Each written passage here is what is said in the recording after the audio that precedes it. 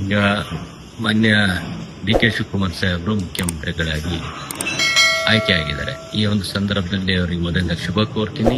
ಈ ಒಂದು ಸಂದರ್ಭದಲ್ಲಿ ಏನು ಹೈಕಮಾಂಡ್ ಎಲ್ಲ ಒಂದು ನೂತನವಾಗಿ ಆಯ್ಕೆಯಾದಂತಹ ಶಾಸಕರು ಏನು ಹಳೆ ಬೇರು ಹೊಸ ಚಿಗುರು ನಿಟ್ಟಿನಲ್ಲಿ ಹೊಸ ಯುವಕರಿಗೆ ಯಾರ್ಯಾರು ನೂತನವಾಗಿ ಆಯ್ಕೆಯಾಗಿದ್ದಾರೆ ಅವರಿಗೆ ಸಚಿವ ಸ್ಥಾನ ಕೊಡಬೇಕು ಅನ್ನೋ ಒಂದು ನಿಟ್ಟಿನಲ್ಲಿ ಏನು ಮಾತಾಡ್ತಾ ಇದೆ. ಆ ನಿಟ್ಟಿನಲ್ಲಿ ನಾವು ಈ ಬಾರಿ ಸುಮಾರು 5ರಿಂದ 8 ಜನ ಹೊಸದಾಗಿ ಆಯ್ಕೆಯಾಗಿರುವಂತಹ ಶಾಸಕರುಗಳಿಗೆ ಅವಕಾಶ ಕೊಡಬೇಕು ಅಂತ ಹೈಕಮಾಂಡ್ ಹಾಗೂ ಮಾನ್ಯ ಮುಖ್ಯಮಂತ್ರಿಗಳಾದ ಡಿ.ಕೆ. ಶಿವಕುಮಾರ್ ಸಾಹೇಬರು ಮನವಿ ಮಾಡ್ತಾ, ಅದೇ ರೀತಿ ಚನ್ನಗಿರಿ ವಿಧಾನಸಭಾ ಕ್ಷೇತ್ರ ವ್ಯಾಪ್ತಿಯಲ್ಲಿ ಸುಮಾರು ತಾವೆಲ್ಲ ನೋಡಿದಂತೆ ಜೆ.ಎಚ್. ಪಟೇಲ್ ಮಾಜಿ ಮುಖ್ಯಮಂತ್ರಿಗಳ ನಂತರ ಇಲ್ಲಿವರೆಗೆ ಯಾವುದೇ ರೀತಿಯ ಸಚಿವ ಸ್ಥಾನದ ಒಂದು ಅವಕಾಶ ಸಿಕ್ಕಿಲ್ಲ. ಯಾವುದೇ ಪಕ್ಷದಿಂದ ಸಿಕ್ಕಿಲ್ಲ, ಬಿಜೆಪಿ ಇರ್ಬೋದು, ಕಾಂಗ್ರೆಸ್ ಇರ್ಬೋದು. ಆದ ಕಾರಣ ನಮ್ಮ ಸಚಿವ ಸ್ಥಾನ ಸುಮಾರು 25-30 ವರ್ಷ ಚನ್ನಗಿರಿ ವಿಧಾನಸಭಾ ಕ್ಷೇತ್ರ ಸಿಕ್ಕಿಲ್ಲದ ಕಾರಣ ಈ ಬಾರಿ ಅವಕಾಶ ಮಾಡಬೇಕು. ಜೊತೆಗೆ ಒಂದು ಜಾತಿ ಕೋರ್ದಲ್ಲೂ ಸಹ ನಾನು ಕೇಳ್ತಾ ಇಲ್ಲ, ಜೊತೆಗೆ ಜಿಲ್ಲಾವರ ಪ್ರಾತಿನಿಧ್ಯನೂ ಕೇಳ್ತಾ ಇಲ್ಲ. ನಾನೇನಪ್ಪ ಮನವಿ ಮಾಡೋದು ಹೈಕಮಾಂಡ್ ಅಲ್ಲಿ ಅಂದ್ರೆ, ರೈತಪರ ಹಿನ್ನೆಲೆ, ರೈತಪರ ಸಂಘಟನೆಯಿಂದ ನಾನು ಇವತ್ತಿನ ಮೇಲ್ ಬಂದಿದ್ದೀನಿ.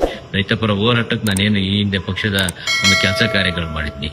ಕೇಂದ್ರದಲ್ಲಿ ಹೋರಾಟ ಮಾಡದಂತ ಭಾರತ್ ಬಚಾವ್ ರ್ಯಾಲಿ ಇರ್ಬೋದು, ಮೇಕೆದಾಟು ಪಾದಯಾತ್ರೆ ಇರ್ಬೋದು, ಜೊತೆಗೆ ರಾಜಭವನ್ ಚಲೋ, ಈ ಸುಮಾರು ಸಂದರ್ಭದಲ್ಲಿ ರೈತರ ಪರವಾಗಿ ಸಾವಿರಾರು ರೈತರನ್ನ ಬಸ್ಗಳಲ್ಲಿ, ಕಾರ್ಗಳಲ್ಲಿ, ಟ್ರೈನಲ್ಲಿ ಕರ್ಕೊಂಡು ಬಂದು ಸಚಿವ ಏನು ಹೋರಾಟ ಮಾಡಿದ್ದೀನಿ.